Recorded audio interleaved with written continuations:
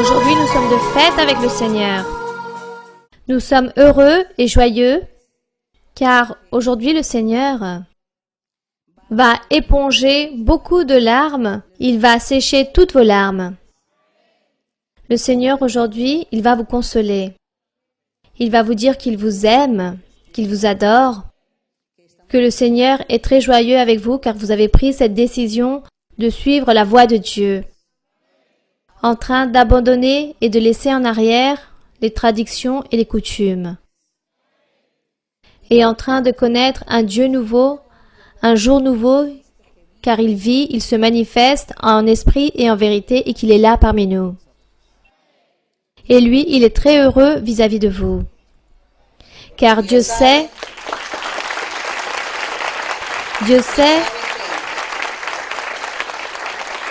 il sait combien c'est difficile pour l'être humain de laisser, d'abandonner ses coutumes, toutes ces cultures marquées durant des siècles, et surtout parce qu'il est aidé par l'adversaire et qu'il existe des racines très fortes qui lient l'homme ou la femme. Et Dieu connaît tout cela. C'est pour cela que le Seigneur a vu en vous ce changement, cette décision que vous avez prise, que vous avez affermi votre cœur vis-à-vis de Dieu. Et tout cela, Dieu est en train de le regarder, il va le bénir, il va vous donner la récompense par rapport à chacun, selon son cœur, comment il s'affermit. Dieu va vous donner donc une grande bénédiction.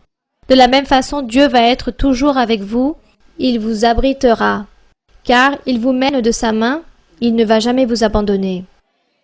Donc notre Dieu aujourd'hui mérite l'honneur, la gloire, la louange, et il sait que vous venez de loin et que vous vous êtes sacrifié pour être ici aujourd'hui et pour amour à lui. Je dis par amour, car vous avez découvert qu'il existe un Dieu qui vit, un Dieu qui existe et qui se manifeste.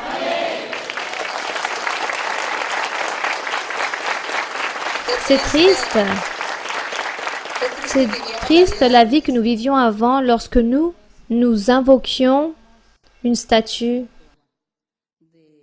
de n'importe quelle matière, ou une statue, une peinture, une figure. Nous vénérions tout cela, on pleurait même à ces choses. On voyait même des personnes qui faisaient des sacrifices en marchant à genoux jusqu'à arriver à cette statue, cette image, pour demander des choses. Et jamais il n'y avait de réponse. Il n'y avait jamais aucune réponse.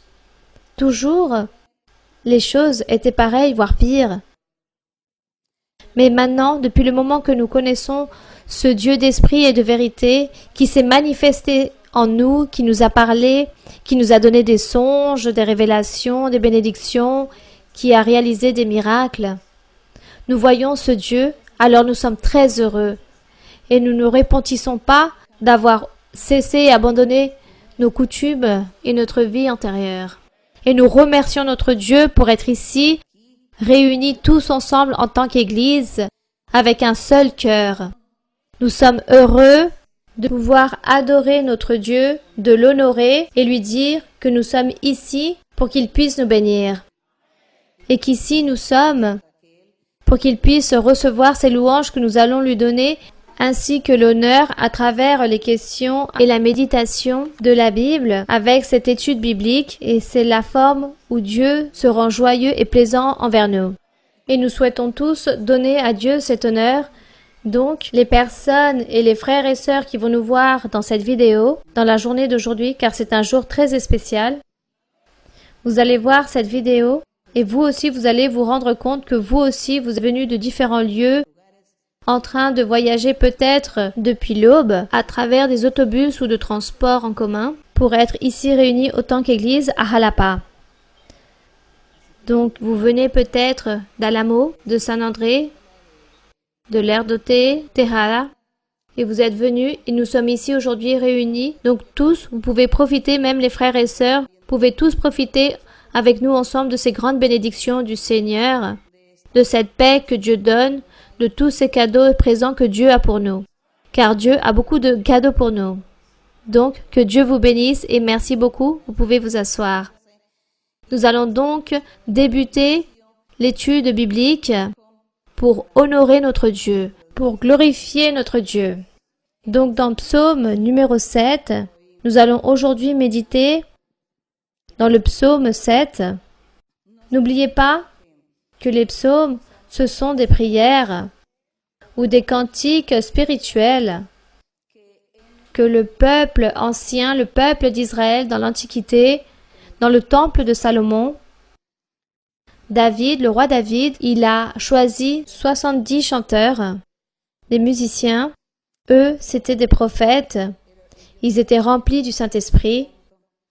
Et eux, c'était eux qui interprétaient les instruments musicaux dans le temple et ils chantaient à Dieu.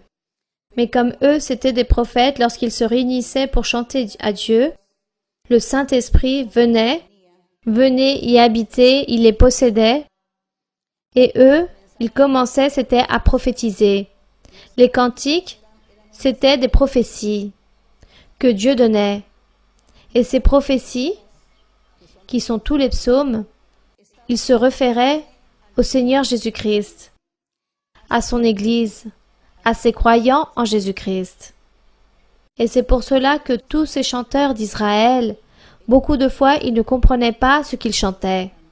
Car eux, ils chantaient, mais à la fin, ils terminaient à dire des choses qu'ils n'avaient pas dans leur propre pensée, et c'était des prophéties que Dieu avait pour le futur, pour son Église. C'était comme si le Seigneur Jésus-Christ, en tant que Fils de Dieu, lui, il remplissait la bouche, les lèvres de ses chanteurs et il commençait à louer le Père céleste. Et le Seigneur Jésus commençait à parler au Père céleste à travers les lèvres de tous ces 70 chanteurs et du roi David aussi, car lui il chantait, il jouait l'harpe. Et la prophétie commençait et le Seigneur Jésus revenait sur les souffrances des croyants du peuple. Le Seigneur Jésus savait dans le futur ce que son Église allait souffrir, qu'elle allait recevoir beaucoup de souffrances, de persécutions, des souffrances vis-à-vis des croyants. Le Seigneur Jésus savait tout cela. Donc, à l'époque d'avant, il reprenait toutes ces personnes, il parlait au Père, il disait « Soyez miséricordieux de l'Assemblée, Seigneur, sois miséricordieux envers nous tous. » Le Seigneur Jésus disait cela au Père. « Sois bon envers nous. » Mais on disait « Qui était ces nous ?» Nous, c'était les croyants, l'Église du Seigneur. C'étaient ces croyants, et le Seigneur se présentait toujours au Père comme ce haut-parleur, comme représentant de l'Église du croyant, de notre souffrance, pour l'établir face à la présence du Père pour que Dieu puisse être miséricordieux envers nous. Ainsi parle le psaume. Ça, ce sont les psaumes. C'est pour cela que dans Psaume, ce sont des livres très profonds pour interpréter. Parfois, on ne sait pas qui est en train de parler. Est-ce que c'est Jésus-Christ ou est-ce que c'est le roi David? Non. Le roi David parlait, mais c'était le Saint-Esprit de Dieu. Il était rempli du Saint-Esprit de Dieu. Jésus-Christ a toujours existé, car c'est Dieu. C'est Dieu. Il a toujours existé depuis bien avant la création de l'univers, car il a toujours s'agi de Dieu. C'est pour cela que lui, à l'époque d'avant, il travaillait dans les lèvres des prophètes, dans les lèvres de David, de ses chanteurs. Il était là, le Fils de Dieu, en train de travailler aussi. Donc, nous allons analyser ce psaume numéro 7, sachant que ici il parle que c'était un chanteur, que ce chanteur, c'était le roi David, mais nous savons que le roi David était rempli du Saint-Esprit de Dieu. Il a commencé à chanter ce psaume 7, mais le Seigneur Jésus-Christ a pris ses lèvres pour parler et nous allons voir qu'est-ce qu'il disait. Donc, il dit ainsi: « Éternel mon Dieu, je cherche en toi mon refuge. Sauve-moi de tous mes persécuteurs et délivre-moi. » Donc nous disons, qui a dit cela? Le roi David? Non, ce ne fut pas le roi David. Ce fut le Seigneur Jésus-Christ. Car le Seigneur Jésus-Christ fut poursuivi et maltraité par son même peuple, par les mêmes Israélites, par les mêmes Juifs. Ils l'ont poursuivi.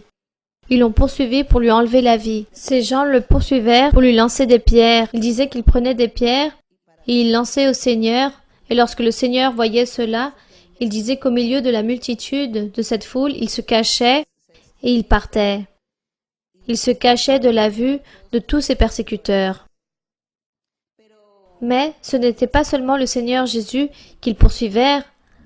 Après, lorsque l'Église a commencé, ses apôtres et ses disciples aussi ont reçu cette persécution, et cela fut de même. Donc le Seigneur Jésus prie pour lui, mais il prie aussi pour ses croyants, pour ses disciples, pour ses apôtres, pour toutes ces personnes qui le suivirent, pour prêcher l'Évangile, et eux aussi, comme Christ, ils ont souffert la persécution de l'adversaire. Donc c'est pour cela cette prière est vivante. Ce fut pour Christ et c'est aussi pour nous aujourd'hui. Car aujourd'hui, nous aussi, on pourrait être poursuivis par l'adversaire à cause de la parole de Dieu. Donc, dans le verset 3, il dit « Afin qu'il ne me déchire pas ses ennemis qui le poursuivent, afin qu'il ne me déchire pas comme un lion qui dévore sans que personne vienne au secours. » Donc il est en train de dire « Mon Père, garde-moi car ces persécuteurs vont me déchirer comme si c'était des lions, ils vont finir avec ma vie. Garde-moi. Délivre-moi, mon Seigneur. » Bon, le Seigneur Jésus, lui, il n'allait pas s'inquiéter, car lui, il savait qu'il allait être protégé de la main de l'ennemi, tandis que ses croyants, ils avaient besoin de Dieu. Si on nous poursuit et on vient nous dire qu'on va nous enlever la vie, alors nous avons besoin de notre Dieu, qu'il puisse nous garder, nous protéger des griffes du lion. Dans le verset 4, vous pouvez lire le verset 4. « Éternel, mon Dieu, si j'ai fait cela, s'il y a de l'iniquité dans mes mains, si j'ai rendu le mal à celui qui était paisible envers moi, si j'ai dépouillé celui qui m'opprimait sans cause, là il est en train de dire que ce châtiment et cette tribulation de cette persécution peut-être est donné parce que peut-être cette personne a manqué à Dieu.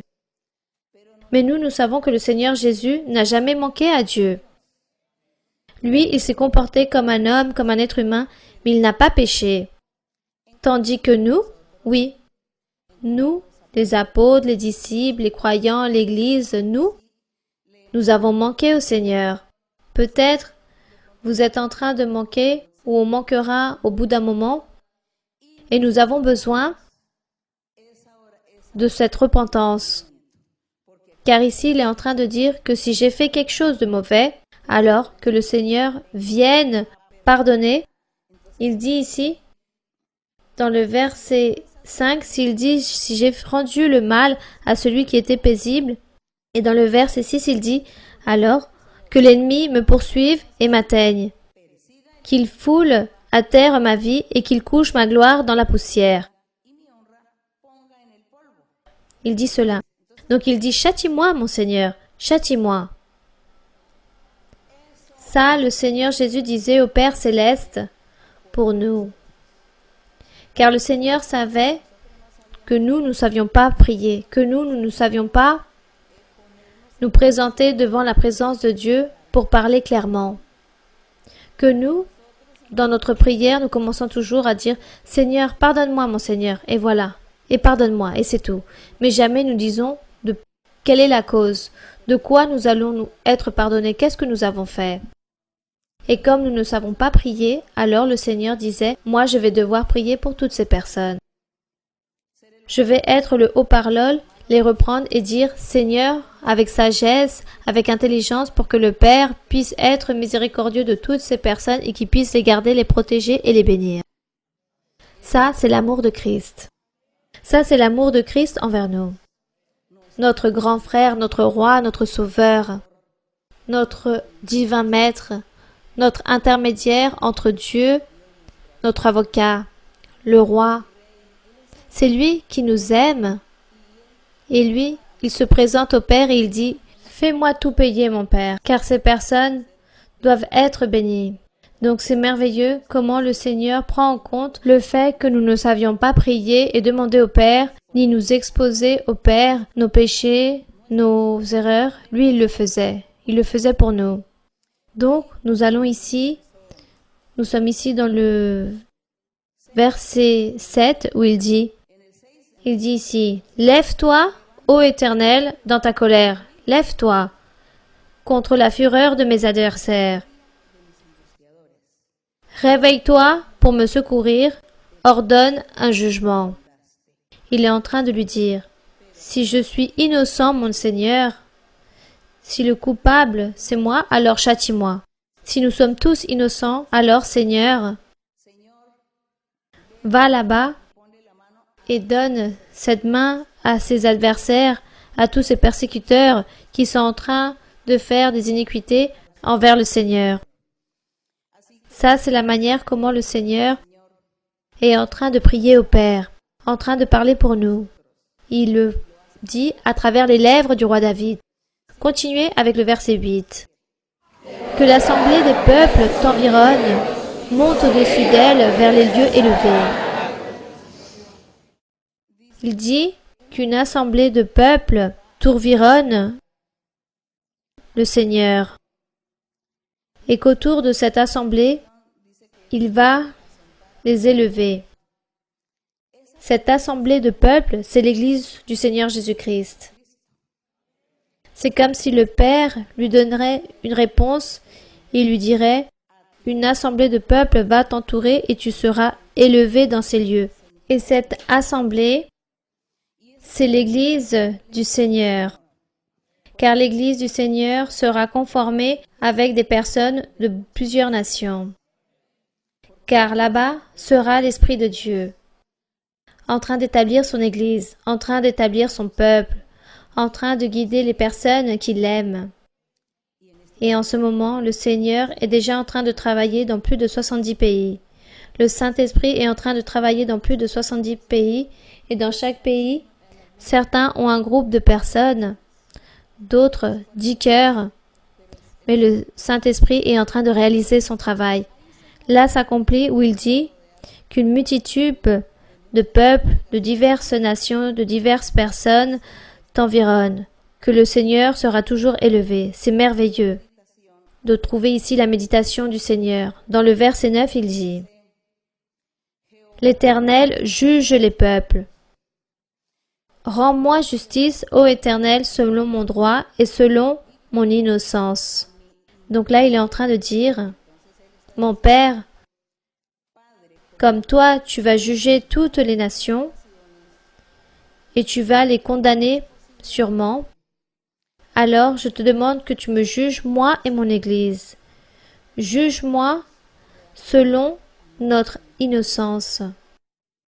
Et comme ton Église sera une Église parfaite, sainte, sans tache et sans ride, alors, lorsque tu vas la juger, tu verras qu'il n'y a aucun péché en elle, que tout est bien, et toi, tu lui donneras la couronne de gloire. Que toi, tu vas la bénir. Toutes ces personnes, tu vas bénir toutes ces personnes qui font des choses droites devant toi, toutes ces personnes qui t'aiment avec tout leur cœur. Tu leur donneras une couronne de gloire un jour. Pour l'instant, dans le monde, tu leur donneras la paix et la joie. Tu vas les accompagner de ta main, en train de les appuyer, en train de les consoler, en train d'enlever les tristesses, en train de supplier toute nécessité et en train de les bénir en tout. Voilà ce que fait le Seigneur. Gloire à Dieu. Dans le verset 10, lisez-le. Mets un terme à la malice des méchants et affermis le juste. Toi qui sondes les cœurs et les reins, Dieu juste. Gloire à notre Dieu.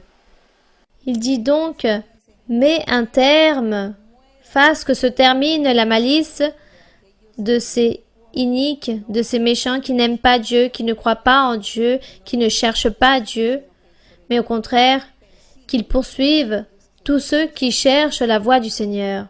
Il dit que tous soient châtiés, qu'ils puissent disparaître de la face de la terre. Il dit, toi qui sondes les cœurs et les reins, Dieu juste. Les cœurs et les reins, ce sont la même chose ici. Car les cœurs et les reins, c'est-à-dire, ce ne sont pas les pensées. Non. Les reins ici, c'est ce concept que j'ai de la vie. Que pensez-vous de la vie? Comment voyez-vous la vie? Comment vous voyez les choses? Comment vous les sentez? Comment réfléchissez-vous? Quel est votre raisonnement que vous avez, la conceptualisation de tout ce qui vous entoure, de tout ce que vous savez, de tout ce qu'on vous a enseigné, de tout ce que vous écoutez? Cette conceptualisation, ce savoir que vous avez, que vous êtes un homme, que vous avez ceci, cela, que vous travaillez, que vous êtes intelligent, que tout va bien dans votre vie, que vous êtes joyeux, que je ne suis pas joyeux, que vous avez ou pas, tout cela, c'est une conceptualisation que nous avons de nous-mêmes. Et dans la vie, que le monde est ainsi, qu'il est rond, qu'il y a beaucoup de pays, qu'il y a beaucoup de choses, des montagnes, des fleuves et ainsi, tout cela, c'est la conceptualisation que vous avez de ce qui vous entoure. À cette conceptualisation, on appelle ceci les reins, les pensées. Et les cœurs, ici, dans le cœur, c'est lorsque nous embarquons tout. Nous embarquons les bonnes choses, les mauvaises choses. Nous aimons, nous détestons, nous avons des rancunes, nous avons des envies. Nous avons le désir de faire des choses mauvaises aux personnes, ou faire de bonnes choses aux personnes, ou d'aimer les personnes, ou d'avoir de la patience, ou de chercher mon propre intérêt, ou être vaniteux, ou être simple, humble, et donner tout pour les autres. Vous voyez, tout cela sort d'ici, du cœur. C'est pour cela qu'il dit les cœurs et les reins. Donc, les reins, ce sont la conceptualisation que vous avez de tout ce qui vous entoure, le monde et des autres. Donc, vous savez où vous êtes. Oui, je suis là, à Jalapa, je suis là à Jalapa, c'est Mexique, et le Mexique est ici, dans le nord. C'est un peu proche du pôle Nord. Vous voyez le concept que j'ai? Ça, c'est le concept. Cette conceptualisation que nous avons, c'est ce qu'on appelle les reins, la mentalité. C'est pour cela, parfois, on écoute parler une personne insensée qui parle, qui fait des sottises, qui offense, qui blesse, et on dit cette mentalité de cette personne. Vous n'avez jamais dit cela? La mentalité que cette personne a. Regardez la mentalité que cette personne a. Regardez. Ça, c'est la mentalité que cette personne a. Disons, sa manière de mal agir, de se comporter, de parler, de réfléchir, de penser des personnes, du monde. Tout ce qu'elle pense est mauvais, elle dit des sottises, elle fait des choses peu nécessaires, parfois elle est même agressive, et c'est pourquoi parfois on dit la mentalité de cette personne. Donc vous avez compris quels sont les reins ici? Ne confondez pas les reins ici avec les pensées. Les pensées, c'est à part, c'est différent. C'est pour cela, lorsque vous lisez la Bible, toujours vous allez trouver parler des reins et du cœur. Ceux-là vont unis. Ils s'accompagnent de la main. Ils sont ensemble. L'un ne peut pas vivre sans l'autre. Et ici, il dit que Dieu, toi qui sondes les cœurs et les reins, Dieu juste. Donc, les reins et le cœur. Effectivement, car si du cœur sort les choses mauvaises, alors vous allez faire des choses mauvaises et vous allez penser des choses mauvaises de tout le monde. Et pour vous, tous sont méchants. Et vous faites des choses mauvaises. Donc Dieu vous juge et vous châtie. Mais si vous êtes un fils de Dieu avec un bon cœur et juste, alors vos attitudes, vos pensées, toutes les choses sont bonnes, tout est bon et Dieu vous récompense. Dieu nous récompense, c'est merveilleux. Lisez le verset 11. Mon bouclier est en Dieu, qui sauve ceux dont le cœur est droit. Il dit donc, mon bouclier est en Dieu. Mais qui a dit cela? Bien évidemment, ça provenait du roi David, mais c'est le Seigneur Jésus qui l'a dit. Mais pourquoi l'a dit le Seigneur Jésus? Car il parlait pour son Église, en train de dire que mon bouclier est en Dieu. C'est pour cela que nous, autant que croyants, nous disons, mon bouclier est en mon Dieu. Dieu est mon bouclier. C'est lui qui me protège. C'est lui qui me garde. C'est lui qui va me garder et qui va m'aider. Ne vous sentez jamais seul dans la vie. Sentez-vous que Dieu est à vos côtés, qu'il est ici proche, car là il dit que nous sommes à côté de Dieu. Vous pouvez peut-être marcher là-bas dans une jungle, dans une forêt, dans un lieu où il n'y a pas de civilisation, il n'y a pas de maison, il n'y a pas de vie. Il n'y a pas d'automobile, pas d'avion, rien, juste la nature. Et peut-être, vous allez dire, je me sens seul, je suis seul. Peut-être, une bête féroce va m'attaquer et vous vous sentez angoissé. Ne vous sentez pas seul, Dieu est avec vous.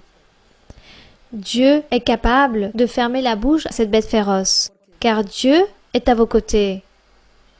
Donc Dieu est notre bouclier. C'est pour cela, lorsque nous chantons ce cantique qui dit « Dieu est notre bouclier, notre force », il faut le chanter avec tout notre cœur, il faut le chanter avec la connaissance, en train de savoir que c'est la vérité, que ce n'est pas juste chanter pour chanter, mais c'est la vérité. Dieu est notre secours, c'est lui mon bouclier, c'est ma force. Ça, c'est vrai. Le Seigneur peut apparaître de nulle part. Il peut faire apparaître une armée pour qu'il puisse venir nous aider. Lui, c'est notre bouclier. Le Seigneur Jésus le savait, et c'est pour cela qu'il dit tout cela au Père. Et il dit, le Seigneur Jésus-Christ, à son Église, « Mes fils, pourquoi vous craignez?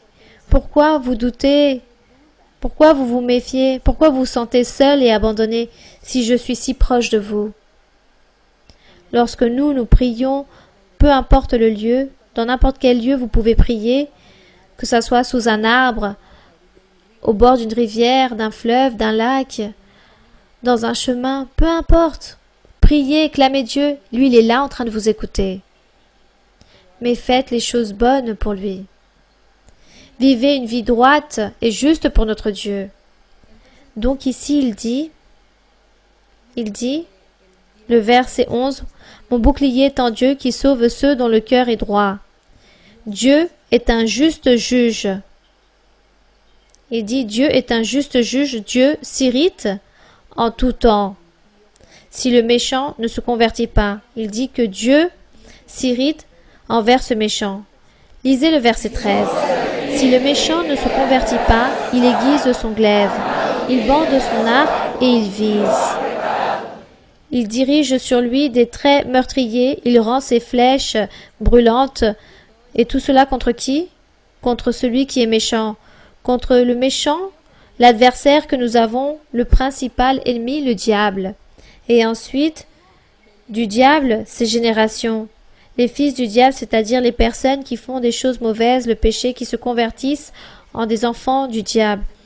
Donc Dieu a préparé ce châtiment pour les fils de ce méchant, car les êtres humains aussi vont contre Dieu et contre leurs fils. Donc Dieu a déjà préparé ce châtiment pour ce méchant, et non seulement pour lui, mais aussi pour sa propre génération. Et il dit au verset 15, « Voici le méchant prépare le mal, il conçoit l'iniquité et il enfante le néant. Il ouvre une fosse et il la creuse, et il tombe dans la fosse qu'il a faite.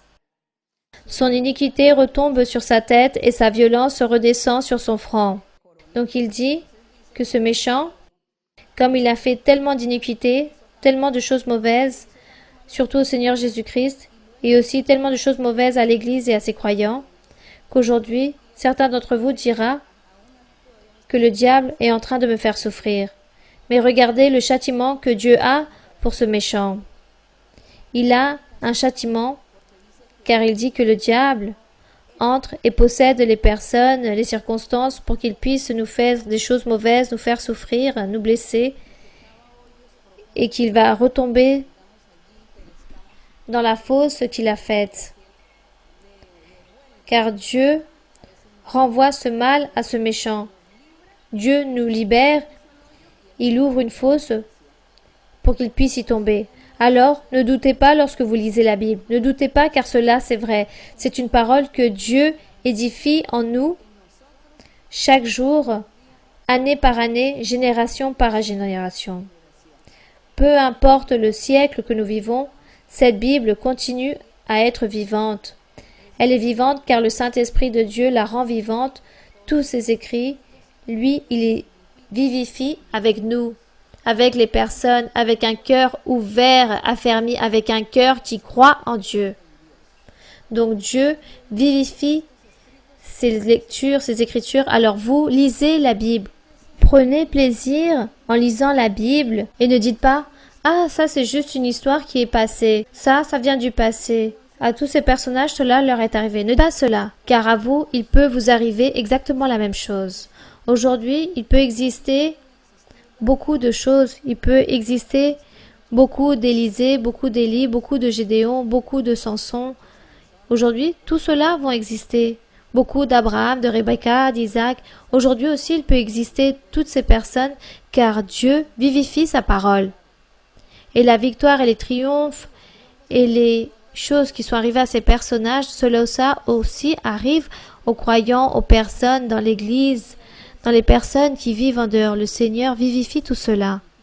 Alors lisez la Bible avec un cœur rempli d'amour, d'allégresse, et vous allez voir comment Dieu va toujours vous bénir. Car la parole du Seigneur est vivante et efficace. Elle est vivante et efficace, et c'est pour cela qu'il dit, elle est si vivante et si efficace qu'elle pénètre comme un glaire à deux tranchants dans le cœur. Non pour nous blesser, mais pour nous donner la joie, la paix, car elle reste ici, car personne ne va nous l'enlever. La parole du Seigneur, l'amour à Dieu, l'amour à notre Dieu. Donc il dit, lisez le verset 18. Lisons le verset 18. Je louerai l'Éternel à cause de sa justice, je chanterai le nom de l'Éternel du Très-Haut. Conclusion, je louerai l'Éternel à cause de sa justice. Je chanterai le nom de notre Dieu, car lui, c'est le Très-Haut, le Dieu qui nous gouverne, le Tout-Puissant. Lui, c'est le tout en tout, le tout en nous. Glorieux soit le nom de notre Dieu. Et merci à notre Dieu pour toutes ces merveilleuses bénédictions que Dieu est en train de vous donner. En train de vous donner tout d'abord l'allégresse dans votre cœur. Nous remercions le Seigneur. Maintenant, nous allons honorer le Seigneur à travers les questions. Oui, débutons. Oui, ma sœur? Ma sœur Mara-Luisa, Dieu m'a donné l'honneur d'être face à sa servante aimée. Ma sœur, mon inquiétude est la suivante. L'être humain est composé, ou plutôt conçu, d'esprit, d'âme et de corps, à ma manière de comprendre. Je pense que l'esprit correspond, disons, à notre vie que Dieu nous donne, et l'âme, de ce que vous racontiez par rapport aux émotions, aux sentiments de tout cela, j'en ai donc déduit que l'âme évoque les sentiments, et le corps, c'est la matière qui périt. Mais je continue à me demander dans plusieurs occasions, qu'est-ce qui va à la présence du Seigneur? Est-ce la même chose, âme et esprit? Eh bien, à la présence de Dieu va l'âme et l'esprit. Car l'âme, c'est la conscience. Et cette conscience sort d'ici. Lorsque, par exemple, vous sentez une tristesse, où vous sentez la tristesse? Ici ou ici, ou vous la sentez par ici, ou là? Où vous la sentez? D'ici, n'est-ce pas? Ça sort d'ici. Et lorsque vous avez une allégresse, une joie, d'où vous la sentez? Ici ou là? C'est ici, n'est-ce pas? Tout vient d'ici. Donc là aussi se trouve la conscience.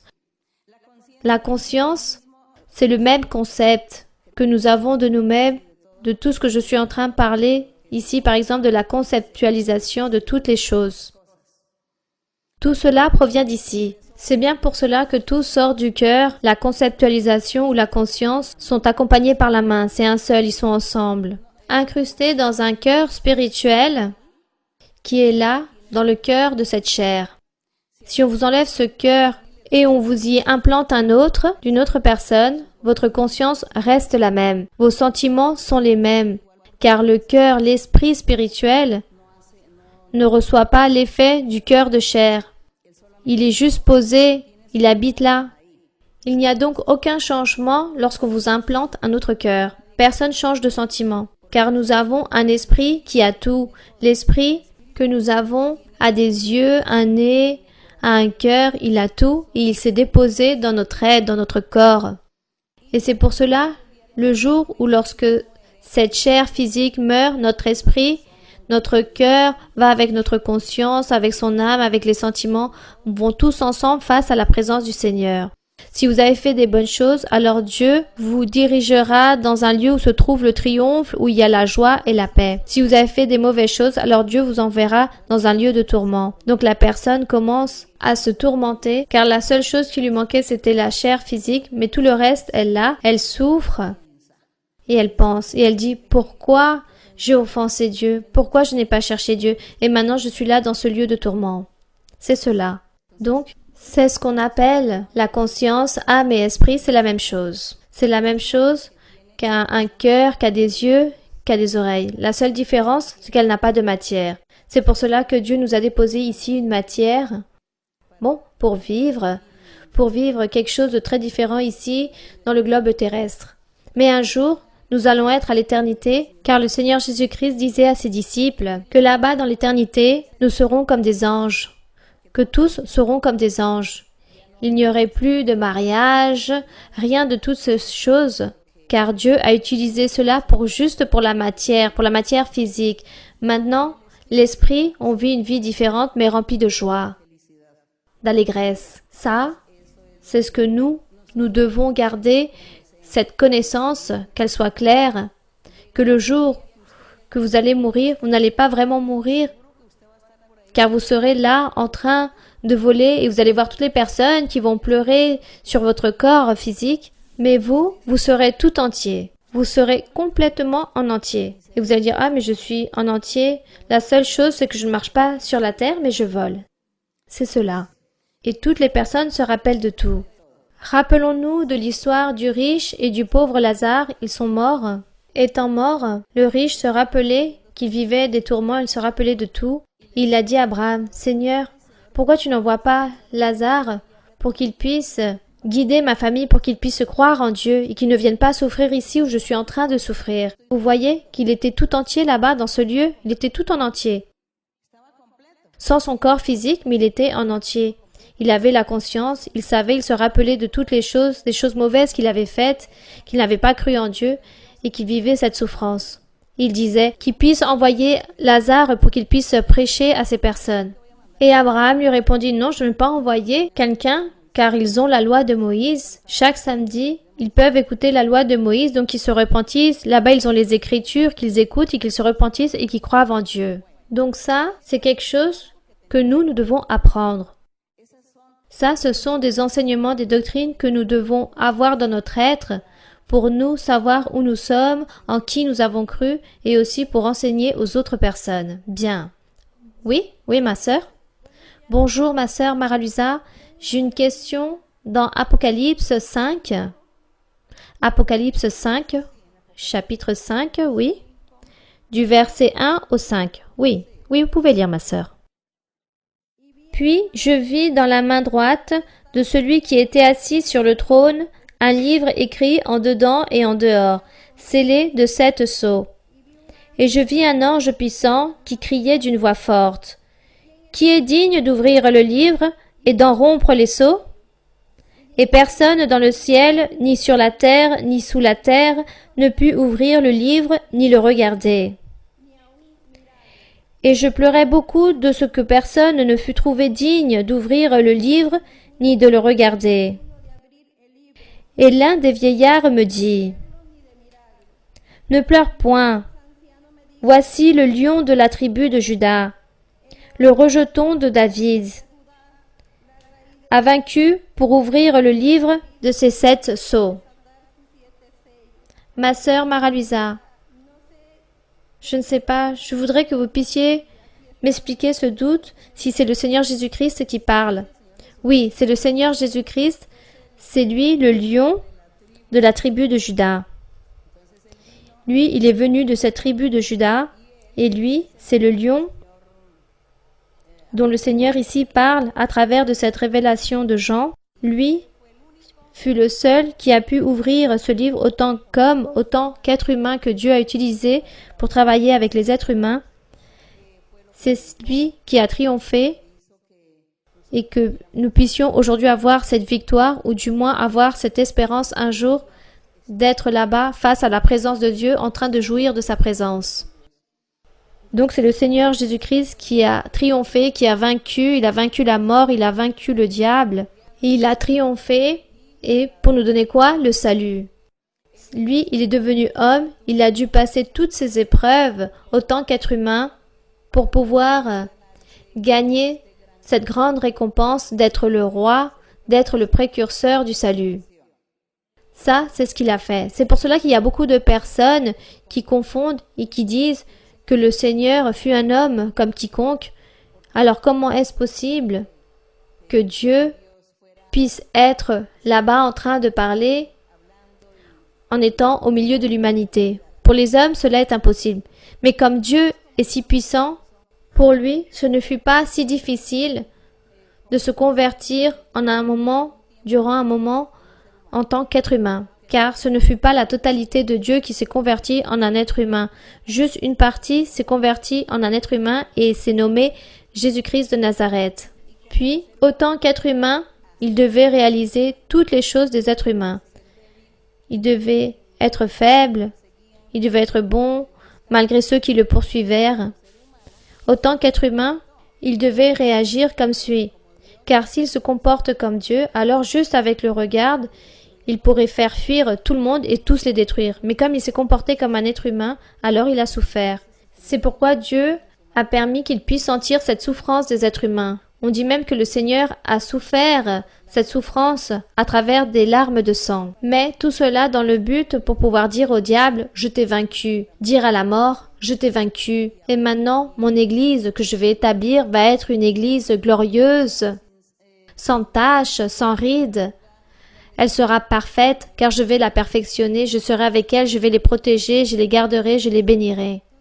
Tout cela a dit le Seigneur, et on remercie notre Dieu pour toutes ces bénédictions qu'il nous donne. Bien, continuons. Bonjour ma sœur Mara-Luisa. Sachez que votre présence n'a pas seulement ému les femmes, mais aussi les hommes, car lorsque je vous ai vu, j'ai versé des larmes. Eh bien, je vais vous raconter quelque chose. Je veux vous dire, ces larmes, peut-être où les hommes ou les femmes versent lorsqu'ils me voient, ne croyez pas, parce qu'ils me voient, ils sont émus. Non, c'est que Dieu est en train de les libérer. Lorsque Dieu libère une personne, la réaction, c'est pleurer. Parfois, la réaction, c'est crier. Parfois, c'est rire. Parfois, les personnes s'évanouissent. Elles s'évanouissent, c'est parce que Dieu est en train de les libérer. Donc, il y a une réaction dans le corps physique lorsqu'il y a une libération de la part du Seigneur, lorsque Dieu bénit. Donc, vous rendez même pas compte et vous dites « Mais pourquoi je suis en train de pleurer? Pourquoi? Mais je veux pleurer ?» Ou par exemple, lorsqu'une personne reçoit la prophétie et pleure, alors elle pleure, c'est parce que l'Esprit de Dieu entre dans son cœur, le libère de quelque chose et fait que la personne s'émouvoie ou crie. Bon, elle fait quelque chose, elle fait une action, mais c'est une bénédiction que Dieu est en train de lui donner, une libération qu'elle est en train d'expérimenter de la part du Seigneur. Donc, il y a d'autres personnes, par exemple, qui disent « Mais pourquoi ces personnes pleurent? Ce sont des sottises. » Non, ce n'est pas des sottises. C'est pas parce qu'ils pleurent juste en voyant Mara-Luisa. Non, c'est parce que Dieu est en train de les libérer, est en train de libérer leur cœur. Ce sont des bénédictions qu'ils sont en train de recevoir de la part du Seigneur et ensuite, ils vont voir les résultats. Sachez que lorsque vous rentrez chez vous, les personnes sont déjà libérées ou sont guéries ou la personne ne sent plus de colère ou d'irritation, de colère. Tout cela disparaît. Lorsque vous rentrez chez vous, vous vous rendez compte de ce que Dieu vous a donné à ce moment-là. Je vous dis tout cela, car cela est arrivé et cela arrive toujours aussi lors des études bibliques. Lors de la prière, personne ne se rend compte jusqu'au jour où il rentre ou le lendemain, il vit cette expérience. Le frère va recevoir une libération de Dieu, car il dit qu'il a pleuré. Donc Dieu l'a touché. Donc il fut libéré de quelque chose. Mais ensuite, notre frère saura de quoi il fut libéré. Bien, continuez mon frère, continuez avec vos questions. Je remercie notre Père Céleste pour la paix et la joie qu'il nous donne et que le Seigneur soit toujours avec nous. J'ai une question, ma sœur. Dans ces temps de changement où la femme se comporte à part égale avec l'homme, non seulement dans les bonnes choses, mais aussi dans les mauvaises choses. Dans Timothée, dans le premier livre de Timothée, dans le chapitre 2, verset 14, Il dit ainsi, « Et ce n'est pas Adam qui a été séduit, c'est la femme qui, séduite, s'est rendue coupable de transgression. Elle sera néanmoins sauvée en devenant mère si elle persévère avec modestie dans la foi, dans la charité et dans la sainteté. » Cette bénédiction, ma sœur, les femmes qui sont des mères célibataires, abandonnées, ou qui ont souffert de violations et ont engendré un enfant, peuvent recevoir cette bénédiction? Ça, c'est ma question, ma sœur. Donc ici, ce que nous lisons ici dans le premier livre de Timothée, chapitre 2, l'apôtre Paul est en train de toucher un thème vis-à-vis des croyants, des églises qui ont demandé sur la problématique qui existait à l'époque. Disons qu'ici, il devait embellir la culture qu'apportait cette religion. La culture qui venait dans ce temps-là, c'était les Juifs. Et les Juifs, les hommes, c'étaient les seuls qui participaient dans le culte et dans la prière à Dieu. Jamais on mentionnait les femmes, qu'elles devaient réaliser ces activités spirituelles pour honorer Dieu, mais juste l'homme. Donc Dieu a donné la responsabilité et ce travail à l'homme afin qu'il puisse devenir responsable, vivre une vie sainte et droite devant Dieu. Et l'homme a manqué à Dieu. Toujours il lui a manqué. La femme fut éloignée, apartée. Et lorsque l'apôtre Paul commence à prêcher, l'apôtre Paul fut un homme juif aussi, très pratiquant de la loi de Moïse, très jaloux de la loi de Moïse. Lorsque le Seigneur l'appelle pour prêcher l'Évangile, et dès lors l'Évangile commence à changer, car le Saint-Esprit commence à utiliser la femme et à lui donner des dons spirituels. Et c'est là où eux, ils restent stupéfaits, bouche bée, car ils disent qu'est-ce qui est en train d'arriver, qu'est-ce que ce phénomène? On n'était pas habitué à que les femmes puissent participer, on n'est pas habitué à écouter les femmes à parler en langue et à prophétiser. Ça, c'était juste pour les hommes. Et ici, on voit que le Saint-Esprit aussi donne des dons spirituels aux femmes. Qu'est-ce que cela? Personne ne pouvait le comprendre, même pas donner une réponse à cette situation. Tous étaient confondus. Il y avait des églises à l'époque. Les cultes, ils les réalisaient parfois même dans les synagogues des mêmes juifs, car il n'y avait plus d'espace. Et là-bas venaient les juifs avec leur loi de Moïse, à obliger que les croyants en Jésus-Christ devaient accomplir la loi de Moïse. Ils interdisaient que les femmes ne pouvaient pas être là en train de participer, car la loi de Moïse interdisait que la femme puisse intervenir. Paul, avec prudence, par subtilité, connaissance, avec habileté, pour éviter les polémiques, ou qu'on puisse le chercher pour lui enlever la vie avant l'heure, Paul permettait beaucoup de choses aux personnes, il leur permettait qu'ils puissent continuer avec la loi de Moïse, mais qu'en même temps, ils pouvaient suivre l'évangile de Jésus-Christ. Donc, dans certains lieux, nous voyons comment l'apôtre leur dit « La femme, non, il ne faut pas que la femme commence à exercer des travaux sur l'homme par rapport à l'Église. » Donc, il leur disait ici, dans le premier livre de Timothée chapitre 2, il leur dit, dans le verset 9, « Je veux aussi que les femmes vêtues d'une manière décente, avec pudeur et modestie, ne se parent ni de tresses, ni d'or, ni de perles, ni d'habits somptueux, mais qu'elles se parent de bonnes œuvres, comme il convient à des femmes qui font profession de servir Dieu, et que la femme écoute l'instruction en silence, avec une entière soumission. Je ne permets pas à la femme d'enseigner ni de prendre de l'autorité sur l'homme, mais elle doit demeurer dans le silence. » Mais il semblerait que le Saint-Esprit, lorsqu'il est arrivé, il a rempli les hommes et les femmes, donc les femmes ont commencé aussi à prophétiser, et de là commence l'imposition des mains. Et ces femmes, tout cela était si merveilleux, elles se sont enflées d'orgueil et de vanité, et elles ont commencé à se sentir supérieures aux hommes. Et eux, ils se sont sentis humiliés à cause des coutumes, de la culture, de la loi de Moïse, à cause des habitudes qu'ils avaient. Donc ils commencent à écrire à l'apôtre Paul en disant « Bon, aide-nous avec le problème que nous avons ici dans l'assemblée, car maintenant les femmes veulent tout diriger et les hommes, on les laisse de côté car ils n'ont pas les dons spirituels, sûrement. Et elles ont les dons spirituels, donc c'est elles qui veulent tout mener.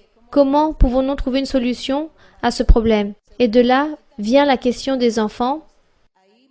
Là, cette lettre, on dirait qu'elle n'a pas été terminée, qu'elle s'est perdue, car eux, ils ont dû écrire quelque chose à l'apôtre vis-à-vis de cela, mais ces écrits se sont sûrement perdus. Rappelons-nous de ce que nous avons de la Bible, ce sont peu d'informations que nous avons, car il y a eu des guerres, des incendies, et lors de ces batailles, tout était brûlé, tous ces écrits. Donc, beaucoup d'informations bibliques ont disparu, mais le Seigneur a permis que les choses importantes puissent y rester. Mais il y a beaucoup de choses écrites à moitié qui ont disparu, et on ne sait pas pourquoi l'apôtre Paul dit que la femme sera sauvée en devenant mère si elle persévère avec modestie dans la foi. Ce verset a beaucoup de connotations, beaucoup de manières d'interpréter. Les personnes l'interprètent comme ils veulent, car les autres informations se sont perdues. Sûrement, cela ne fut pas si important. Pourquoi? Car ce qui est vraiment important, c'est ce que nous vivons, la réalité. L'important, c'est comment le Saint-Esprit nous donne ce contrat. On ne sait pas ici si on a dit à l'apôtre Paul que si c'était un péché d'avoir des intimités, ou si c'était un péché, ou si simplement il fallait avoir des relations intimes pour avoir des enfants. Peut-être on a dû lui demander des choses, et sûrement si une femme avait beaucoup d'enfants, c'est parce qu'elle vivait beaucoup dans les relations intimes et c'était peut-être un péché devant Dieu. Alors cette personne n'allait pas être sauvée car elle avait beaucoup d'enfants, ou pour ne pas avoir justement d'enfants. Il semblerait que l'apôtre Paul leur dit, avec des enfants ou sans enfants, elle sera sauvée si elle permanait dans la foi. Car la femme sera sauvée si elle persévère avec modestie dans la foi. Et du contraire, elle peut avoir aussi 10, 15 enfants, mais si elle ne persévère pas dans la modestie de la foi, alors elle peut se condamner. On dirait que c'était ça la question. Car là, ce n'est pas très clair l'information, les lettres se sont perdues. Mais nous, ne nous inquiétons pas ici. Qu'est-ce qui est arrivé vraiment et quelle était la question vraiment qu'on lui a posée à l'apôtre Paul?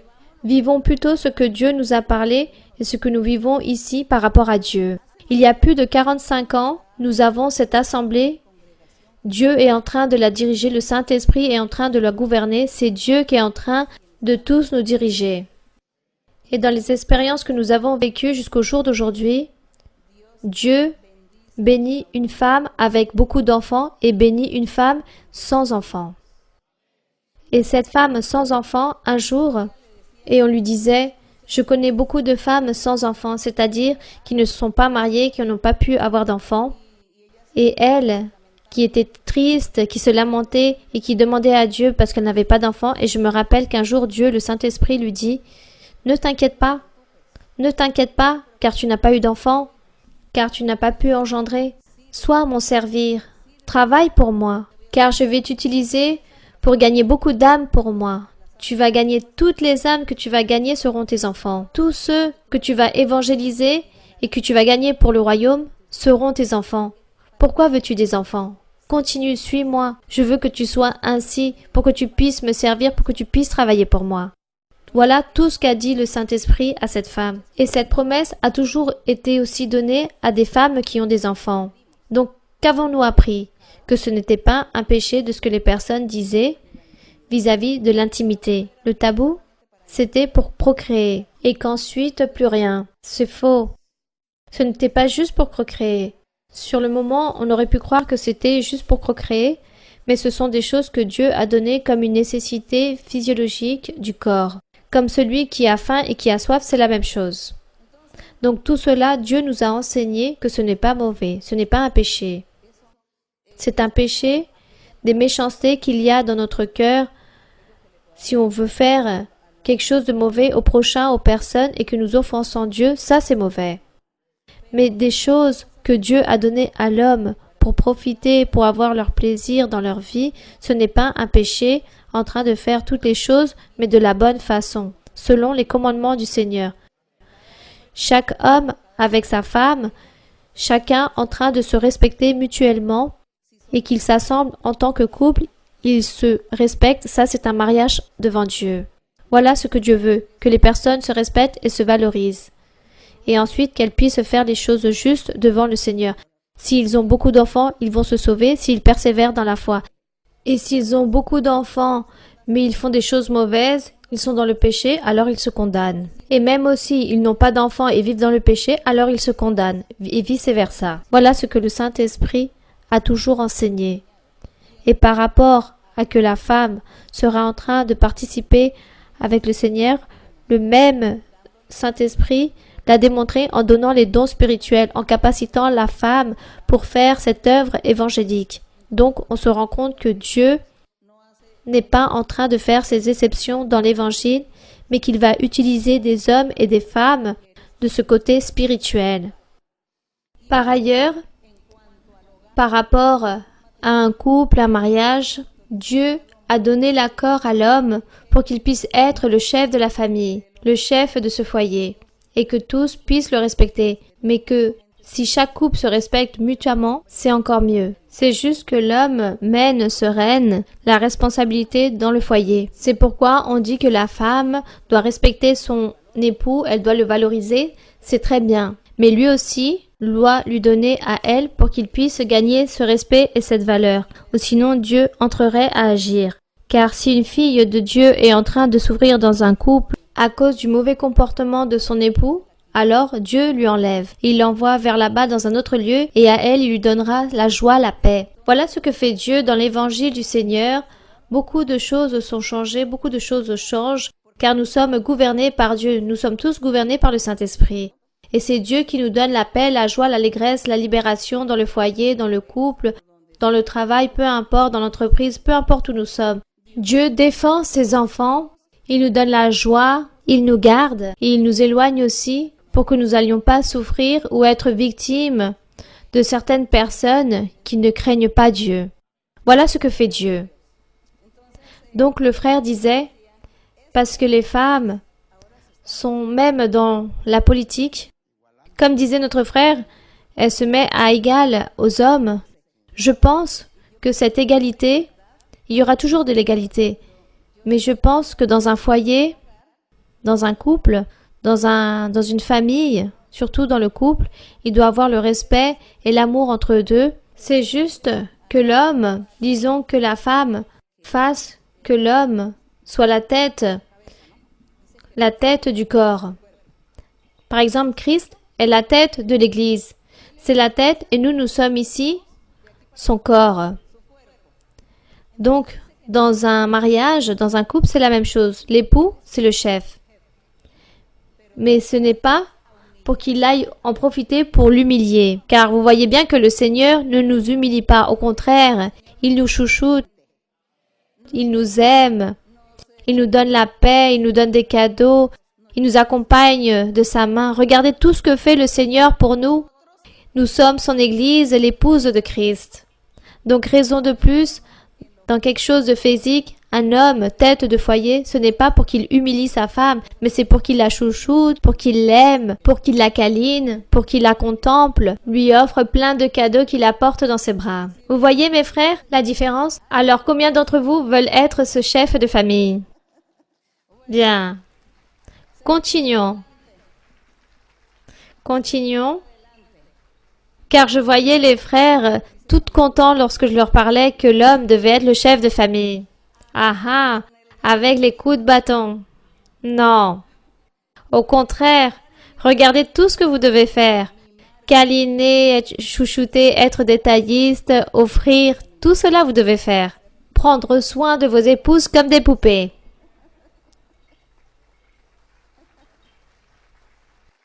Bien. Ça, c'est l'amour de Dieu. Oui, ma sœur. Bonsoir, ma sœur, que Dieu vous bénisse. C'est une promesse du Seigneur que j'allais vous poser une question. Et ma question se trouve dans le livre de Nombre. Oui, ma sœur. Chapitre 11, verset 27. Du verset 27 au 29. Il dit ainsi. Un jeune garçon courut l'annoncer à Moïse, et il dit. Eldad et Médad prophétisent dans le camp. Et Josué, fils de Num, serviteur de Moïse, depuis sa jeunesse, prit la parole et dit, « Moïse, mon Seigneur, empêche-les. » Moïse lui répondit, « Es-tu jaloux pour moi? Puisse tout le peuple de l'Éternel être composé de prophètes, et veuille l'Éternel mettre son esprit sur eux. » Ma sœur, ma question, ou plutôt mon inquiétude naît que j'ai eu un songe avec vous. Nous étions tous réunis dans une étude biblique et vous me disiez, sans vous offenser, vous me disiez, ma sœur, montez et faites la prière finale. Mais des frères qui étaient là ont commencé à dire, lorsque vous m'avez dit montez, je me suis levée de ma chaise et j'allais monter. Mais eux, ils ont commencé à dire, comment ça? Pourquoi elle, si elle n'a rien, nous qui avons plus d'années? Alors, ma sœur, je suis revenue en arrière, je me suis assise, et vous les écoutez avec beaucoup d'attention, mais vous continuez à me donner cet ordre, et vous me disiez, ma sœur, montez. Alors, je suis montée, et je réalisais la prière, mais dans mon cœur, j'étais avec ce concept que ces frères avaient de moi. Je voudrais, ma sœur, que vous puissiez nous enseigner comment doit être le comportement ceux qui ont un zèle envers Dieu. Comment doit-on se comporter? Ce rêve qu'a eu la sœur, c'est une révélation de Dieu. Dieu, qu'est-il en train de montrer? Qu'est-ce qu'il est en train de révéler? Qu'il va utiliser aussi les femmes, n'est-ce pas? Qu'il va utiliser les femmes autant que les hommes. Ça, c'est la révélation que Dieu va utiliser les femmes en même temps que les hommes, à part égale. Et lorsque cela arrivera, ne vous étonnez pas, n'allez pas sentir de l'envie, n'allez pas dire que non. Au contraire, il faut accepter la volonté de Dieu. Il faut l'accepter car Dieu veut et Dieu regarde des cœurs. Dieu mesure les cœurs. C'est lui qui regarde les personnes. Il est en train de nous regarder, mais il ne regarde pas notre âge. Et Dieu se rend très joyeux lorsqu'il voit une personne qui a beaucoup d'années dans l'Église. Mais ce qu'il récompense le plus, c'est la recherche des dons spirituels et la recherche de la vie spirituelle, disons, lorsque la vie spirituelle s'accroisse, lorsque nous avons des fruits, des vertus, dans cet accroissement spirituel, ou parfois à une personne qui a peu d'années d'existence par rapport à quelqu'un qui a beaucoup d'années d'existence dans l'Église. Mais il y a des personnes qui ont beaucoup d'années dans l'Église et qui ont beaucoup progressé comme ceux qui sont récents. Tout cela, j'ai pu le constater. Et Dieu regarde, c'est l'accroissement spirituel. Peut-être il ne se fixe pas sur l'ancienneté de la personne, car la personne peut avoir 10 ans mais elle n'a jamais progressé. Il se peut même que celle-ci n'a jamais reçu le baptême avec le Saint-Esprit. Alors que celui qui a 2 ans a déjà les dons spirituels, est déjà en train de travailler pour Dieu, alors Dieu l'établit pour qu'il travaille et qu'il puisse venir ici, monter et prêcher et réaliser ce travail depuis le pupitre. C'est Dieu qui établit, qui mesure. Donc chaque personne est responsable de son progrès spirituel. Si vous voulez que Dieu vous utilise, alors progressez spirituellement et préoccupez-vous pour servir à Dieu. Préoccupez-vous pour apprendre la doctrine, pour affermir votre cœur, pour changer. Préoccupez-vous pour sortir toutes les choses mauvaises qui viennent d'ici. Et plaisez au Seigneur et vous allez voir comment Dieu va vous établir pour travailler. Ne dites pas « Ah non, je dois attendre jusqu'à j'aurai 50 ans ». Non, non. Ça, au moment où vous vous préparez, au moins d'une année que vous préparez pour le Seigneur, Dieu vous établit pour travailler dans moins d'1 an. C'est cela la révélation que Dieu a donnée à notre sœur, que Dieu va l'utiliser, il va vous utiliser et en plus, Dieu montre qu'il va utiliser aussi les femmes. C'est cela. Bien, continuons. Bonsoir ma sœur Maraluisa. Oui, que Dieu vous bénisse. Que Dieu vous bénisse aussi. Ma question se trouve dans Genèse 3, verset 22, ma sœur. Oui, vous pouvez lire. L'Éternel, Dieu dit, « Voici l'homme est devenu comme l'un de nous, pour la connaissance du bien et du mal. Empêchons-le maintenant d'avancer sa main, de prendre de l'arbre de vie, d'en manger et de vivre éternellement. » Ma sœur, ma question est, avec qui il parlait? Avec qui il parlait? Qui parlait Dieu? Bon, ici, nous voyons, si les traductions sont parfaites, les traductions de la Bible dans les langues sont parfaites, on voit ici que Dieu est en train de parler Dieu Père, Dieu Fils et Dieu Saint-Esprit. Et comme Dieu travaille sous 3 formes, sous 3 manières, C'est pour cela qu'il a dit « empêchons ».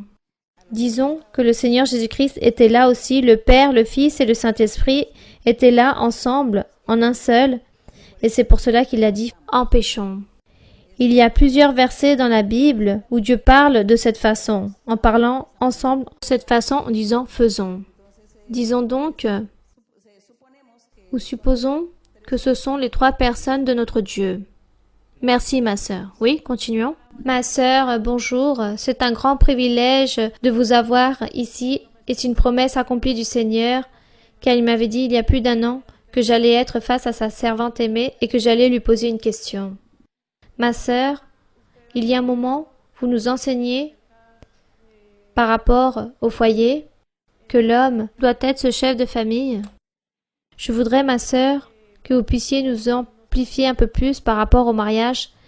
L'ennemi m'a beaucoup attaqué dans mon mariage et par exemple lorsque le chef de famille n'est pas l'homme, mais au contraire, celle qui apporte le plus, c'est la femme.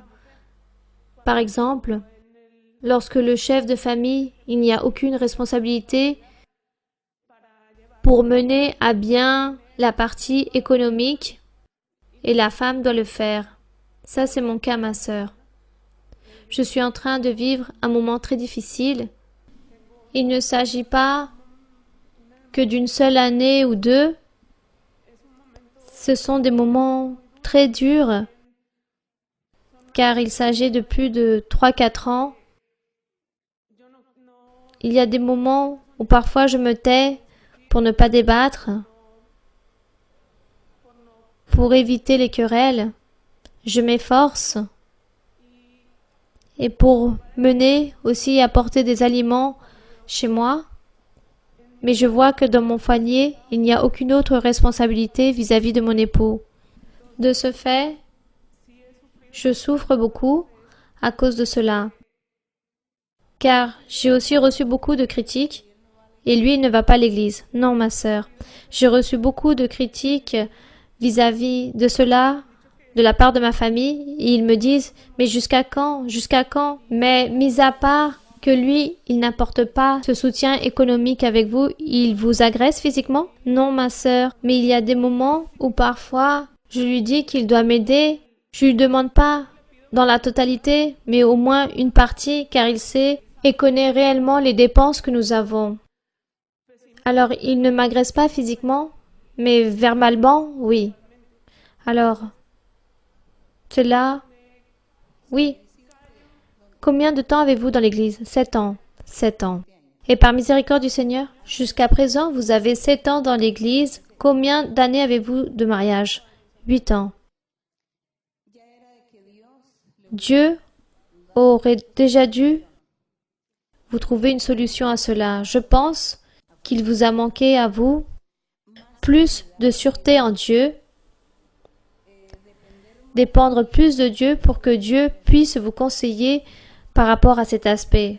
Il vous a manqué plus de dévouance envers le Seigneur, plus de prières, confier un peu plus et donner ce cas au Seigneur, car le Seigneur ne laisse pas souffrir ses enfants. Dieu ne permet pas que ses enfants souffrent.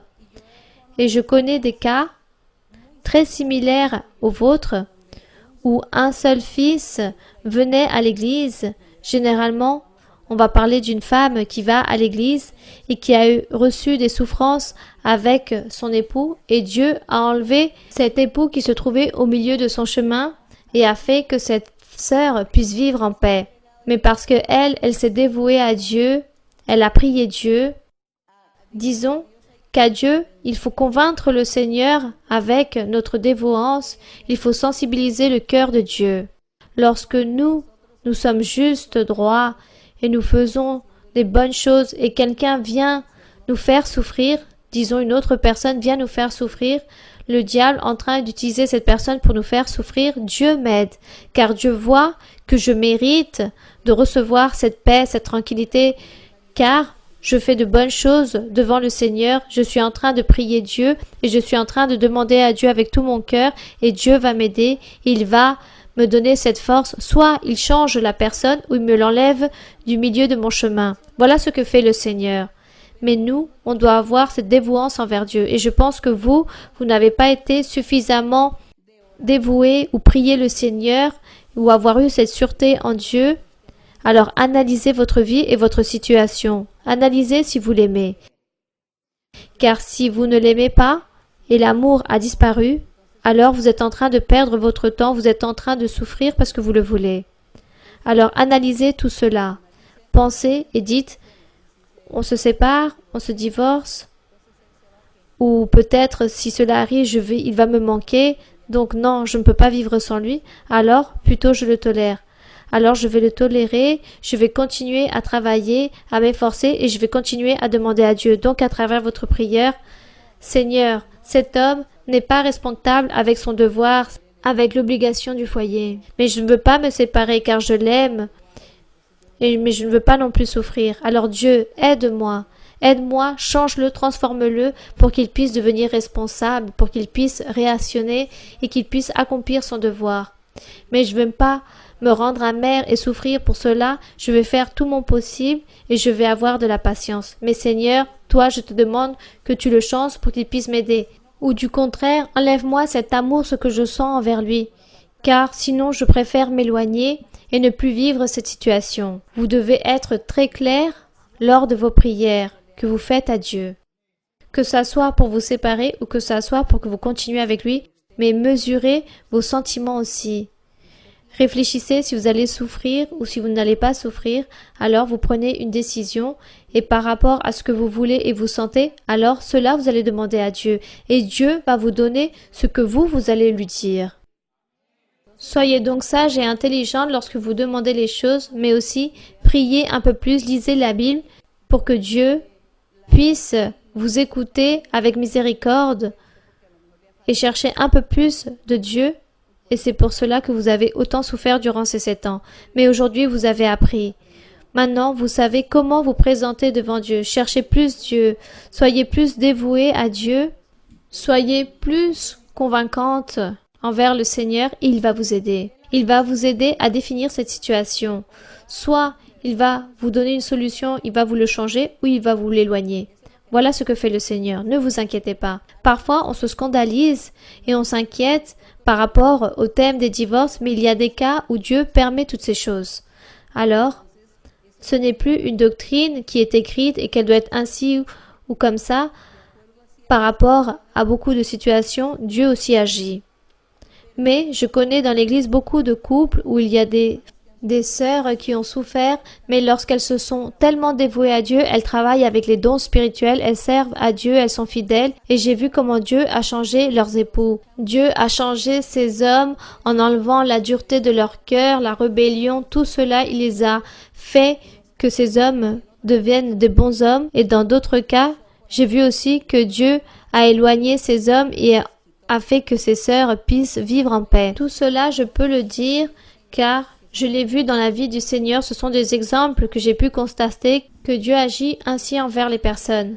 Une fois, je m'en souviens qu'une femme vivait avec un homme, il vivait en tant qu'un couple marié, et Dieu lui disait « Je vais t'enlever cet homme qui ne te sert pas, il n'est pas digne que tu l'aies, je vais t'enlever du milieu de ta vie. » Et en peu de temps, Dieu lui a enlevé cet homme. Les années sont passées, et Dieu lui a dit, ici je vais te donner une personne qui te valorise, qui te respecte, et c'est Dieu qui fait toutes ces choses. Ce n'est pas une doctrine que nous devons impliquer ou l'enseigner, c'est quelque chose qui provient de Dieu. Nous enseignons ici ce qui est écrit dans la Bible, mais ce que Dieu décide, on ne peut pas l'enseigner. Car Dieu décide quelque chose avec un couple qui vivent ensemble pour toujours, et à d'autres, ils veulent les séparer, car ils ne se conviennent pas l'un à l'autre, donc Dieu les éloigne.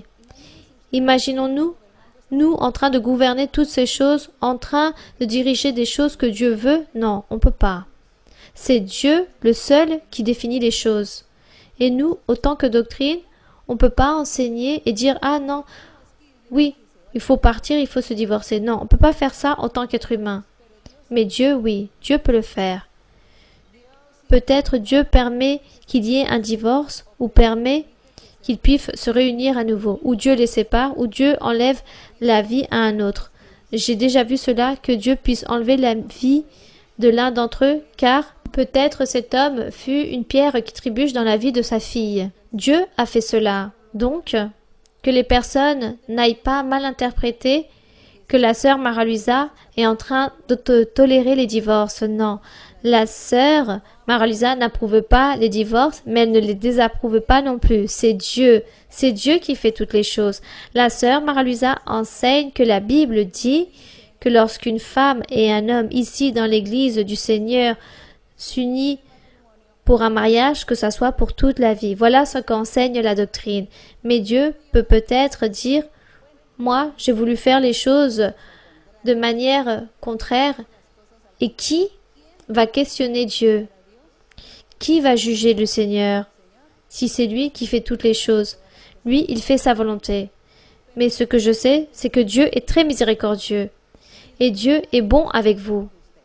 Dieu va être miséricordieux envers vous. Je ne sais pas comment, si c'est avec ce mari ou sans mari, mais Dieu va avoir de la miséricorde et il va vous donner une solution à ce problème. Ne vous inquiétez pas. Bien. Une autre question, la dernière? Ma sœur Mara-Luisa, bonsoir. Que Dieu vous bénisse. Je vous aime en le Seigneur. Ma sœur Mara-Luisa, j'ai quelques questions. Une se trouve dans Genèse 3. Oui, Genèse 3. Verset 16. Oui, ma sœur, lisez. Il dit à la femme, « J'augmenterai la souffrance de tes grossesses, tu enfanteras avec douleur, et tes désirs se porteront vers ton mari, mais il dominera sur toi. » Oui, et cela fut ainsi, n'est-ce pas? Et cela est ainsi de ce que nous étions en train de dire. C'est le chef de famille. C'est le chef, mais ce chef doit être responsable. Il doit accomplir ses devoirs dans tous les aspects et se faire respecter, mais aussi garder sa femme comme une vraie poupée. Mais celui qui n'accomplit pas toutes ces règles, alors Dieu le châtie. Il le châtie car il n'accomplit pas tous ses devoirs. Bien, oui, ma sœur, continuez. Donc, si vous pouviez m'amplifier tous ces versets, effectivement, Dieu a donné à l'homme, à l'époux, cette priorité d'être la tête, d'être le chef. Il disait à l'homme qu'il devait dominer. Il disait à la femme, tu seras son désir, et cela est certain. Car les hommes, c'est eux qui tombent si facilement amoureux. Ils voient les femmes et ça y est, ils ont été séduits.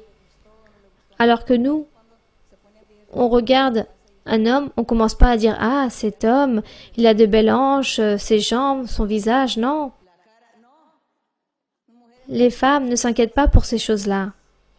Alors que l'homme vit toujours avec cette tendance, toujours avec la tendance de regarder et encore regarder, et tomber dans ce piège, dans cette faiblesse.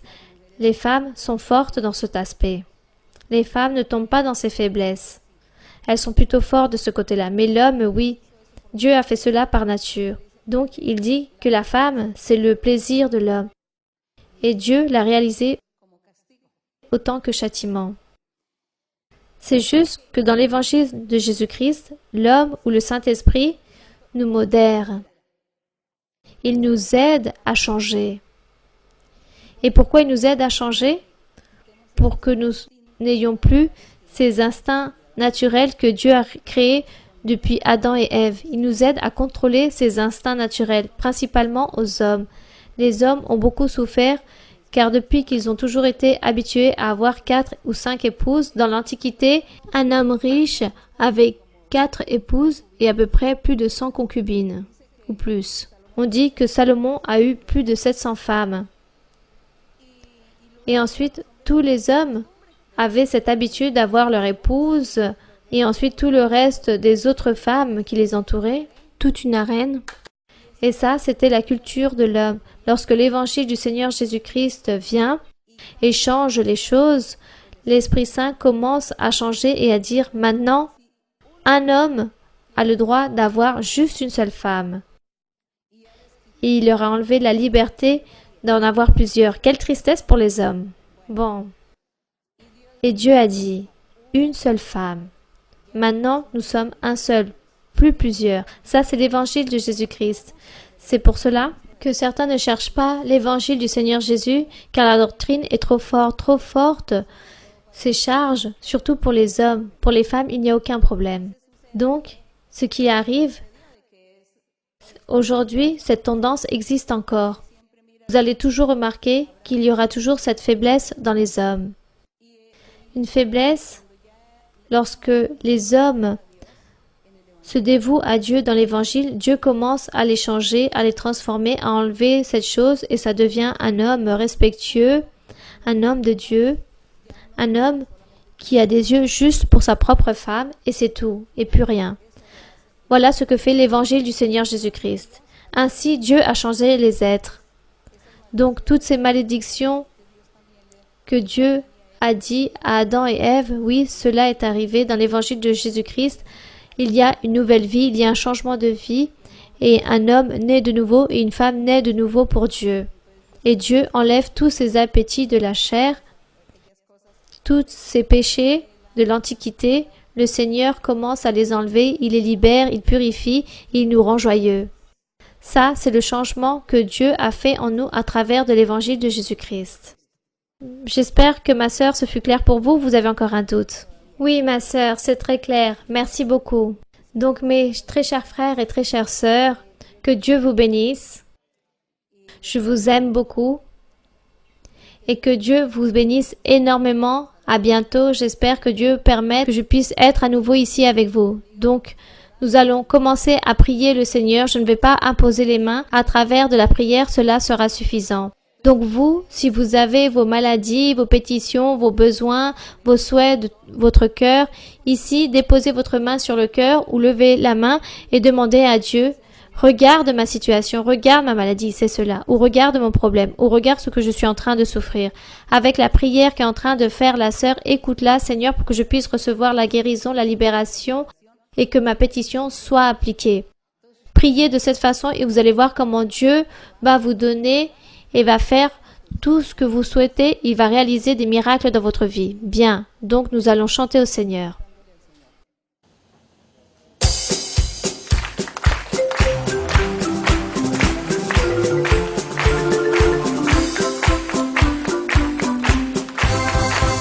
El gozo del Señor mi fortaleza es, el gozo del Señor mi fortaleza es, el gozo del Señor mi fortaleza es, y su gozo sin medida Él me da. Si tienes ese gozo puedes tú cantar, si tienes ese gozo puedes tú danzar, si tienes ese gozo puedes tú gritar, y su gozo sin medida Él te da.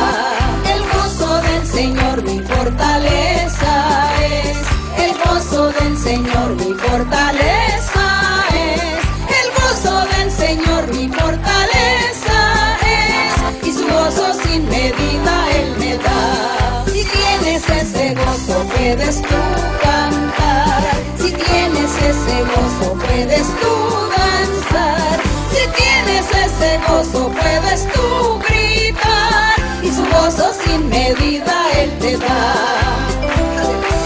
Gloire au Seigneur. Béni soit notre Dieu. Béni soit notre Père Saint. Merci mon Père Céleste. Merci Seigneur, nous te remercions pour avoir été ici en ce moment devant ta présence. Merci Dieu Tout-Puissant. Merci mon Père pour nous écouter. Merci pour nous entendre, pour nous voir. Merci aussi pour nous écouter, pour écouter notre clameur et voir notre nécessité, notre situation. Je te demande, mon Père, qu'en ce moment, au nom glorieux de Jésus-Christ, ton Fils aimé, tu puisses tendre ta main toute-puissante, ta main miraculeuse, que tu puisses, Seigneur, en train de déposer ta main sur chaque personne qui sont venues en ce moment et qui sont en train de se réunir et qui sont aussi en train de te voir à travers la vidéo. Beaucoup, je te demande, mon frère, que tu déposes la main dans chacun d'entre eux et que tu puisses les guérir, que tu puisses couper toute maladie physique, que toute maladie du corps soit coupée, des maladies même incurables, des maladies de la tête, que ça soit de la tête aux pieds, que ça soit à l'extérieur ou à l'intérieur, leur peau, les organes internes, leurs os, que tu puisses, Seigneur, en train de libérer, de purifier, de libérer toute maladie, toute douleur, qu'il y ait des guérisons, des miracles de ta part, Seigneur. Tous ceux qui espèrent en toi, qui sont confiants en toi, qui sont venus avec un cœur rempli de désirs, de souhaits, que tu puisses les purifier et les libérer. Je te demande aussi, Seigneur, pour les guérisons spirituelles, pour les guérisons morales, que tu sois, Seigneur, en train d'enlever toute sorcellerie, enlève tout envoûtement, enlève toute malédiction du diable, que tu sois en train de chasser tout mauvais esprit, tout démon qui possède certaines personnes, que tu puisses libérer, que tu puisses réprimander tout mauvais esprit et que tu sois en train de donner la purification, la liberté. Merci, mon Seigneur.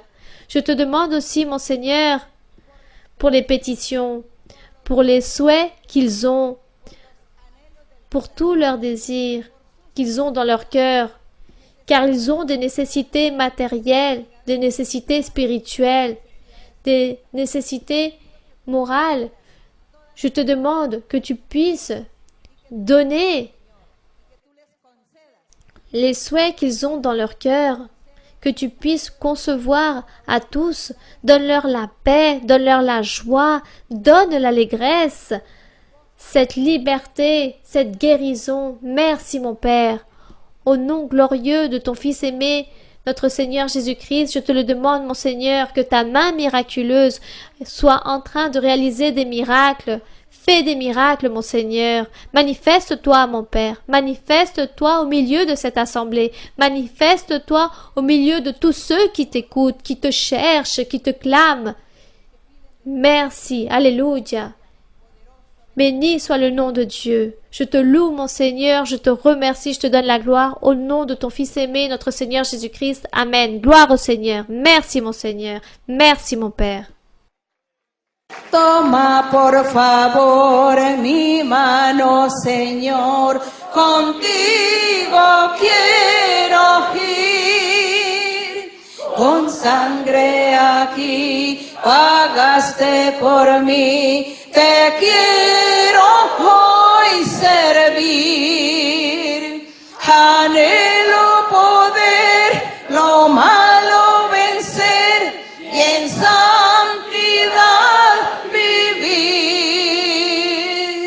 Toma por favor mi mano, Señor, contigo quiero ir. Toma por favor mi mano, Señor, contigo quiero ir.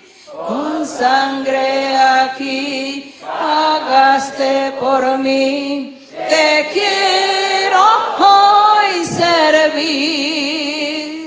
Anhelo poder lo malo vencer y en santidad vivir. Toma por favor mi mano, Señor, contigo quiero ir. Que cela soit ainsi. Merci, mon Seigneur Tout-Puissant. Merci, mon Père Saint, pour être avec nous, pour nous bénir. Et merci pour la bénédiction que tu as donnée aujourd'hui. Merci, mon Père, au nom de Jésus-Christ. Que l'honneur et la gloire soient pour lui et pour toujours. Merci beaucoup à vous tous. Que Dieu vous bénisse. Je vous aime beaucoup. Que Dieu vous bénisse, mes frères et sœurs. Et à bientôt. Que Dieu vous bénisse.